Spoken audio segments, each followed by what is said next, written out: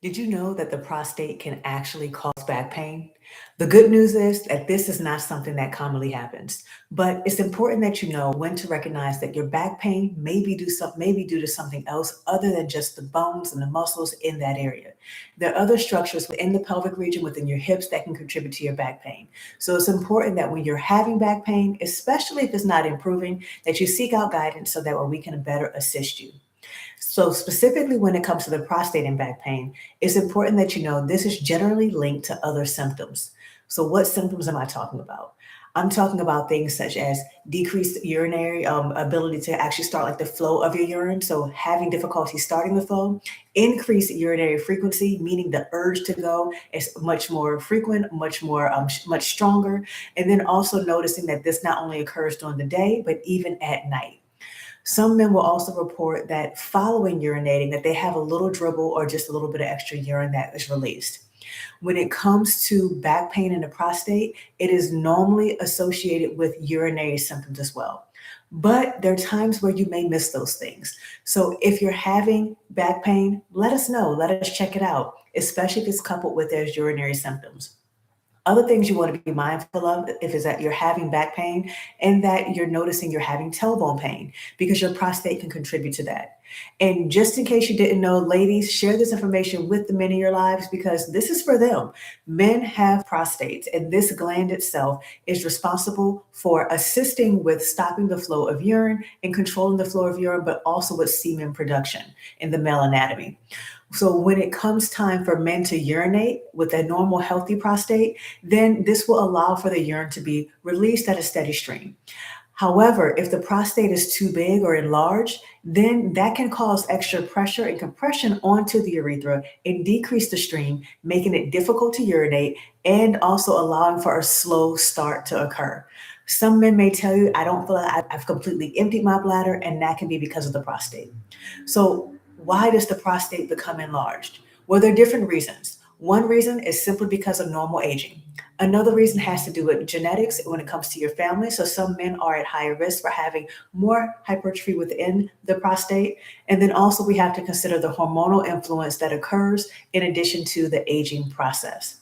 So a normal prostate will likely get bigger as you age, but we want to make sure it's not causing symptoms such as back pain and some of the other urinary things that I mentioned. When it comes to other conditions involving the prostate, such as inflammation or an infection at the prostate, prostatitis, then we want to make sure that you are treated. Generally speaking, this involves an infection and requires an antibiotic. And this will result in pain directly at the prostate, but can also impact the nerves due to the inflammation and the infection in that area. So those nerves can potentially refer pain to the back region and throughout the pelvic region.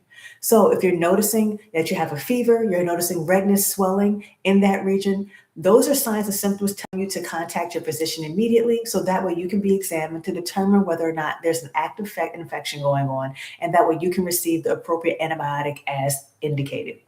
Now, there's one other major thing that goes on with the prostate that we haven't mentioned yet that can also contribute to back pain, and that is cancer at the prostate region. We know that when it comes to cancer at this area itself, yes, back pain can be something that occurs. Men also will and report some of the different urinary symptoms I mentioned before, in addition to at times having pelvic pain.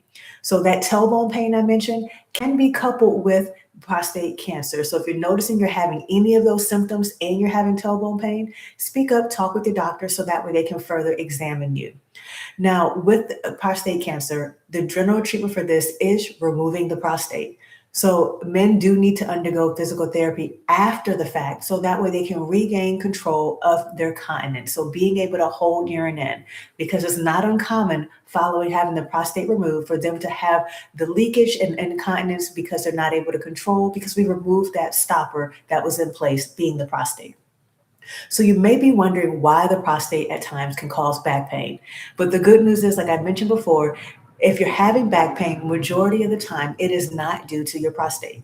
But if you're having some of those other symptoms, then it is important that you take note that you may want to be further examined, have the conversation with your provider so that way you can make sure there's nothing else going on. So how can the prostate contribute to back pain? As the prostate becomes enlarged and also changes in size, that can put extra tension within that region, not just on the urethra, but also on the bladder area. You also may notice that you have an increase in tension of the pelvic floor muscles as they may become tighter. And also, you may notice that they're not able to control as well. So, that increased tension and decreased control of the pelvic floor muscles can contribute to pain, not just in the pelvis, but also in the hips and back. There's some men that I've seen where with their prostate changes, they also have postural changes.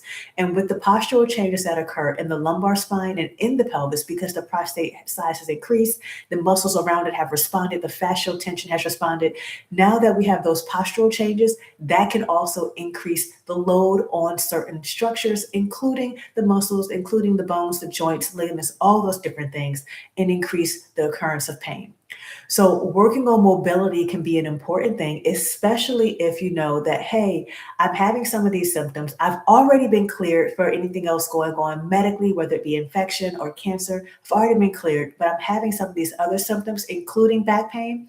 Then you may want to consider working on your hip mobility, working on the strength of your core. And when I say core, that's not just your abdominal region, but also working on the strength of the muscles in your back and in your hips. Working on mobility and strength in those areas can help to decrease tension and improve your posture. And if posture is a contributing factor along with the increased size of the prostate, if that's going along with that, that can help to decrease the back pain that you're feeling. So the first thing to know is that if you're having any symptoms I mentioned when it comes time to urinate, whether it be difficulty starting the flow of urine, difficulty stopping the flow of urine, increased frequency where you're having to go, the inability to fully empty your bladder, and you're noticing that along with back pain and those two things are correlating, then have a conversation with the medical provider so we can further examine you and see if additional testing needs to be done to rule out some different things. Another important fact when it comes to back pain related to the prostate versus general musculoskeletal pain is that usually with musculoskeletal pain, you can find a position of comfort where your pain is not as high, your pain decreases, or even it completely resolves. However, if pain is related to the prostate, there are times where the back pain may not improve, no matter what position you go in and no matter what steps you take. So, if that is occurring and you cannot find a position of comfort at home, that warrants a conversation with the medical provider so that way we can further assess. Not all back pain is created equally, so we want to make sure that you're doing the treatment that is appropriate for you.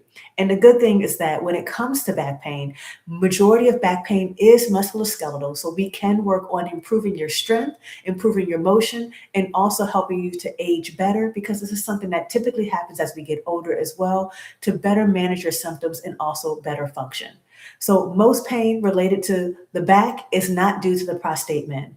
But if you're noticing those prostate symptoms along with some of the back pain, go ahead and have that conversation.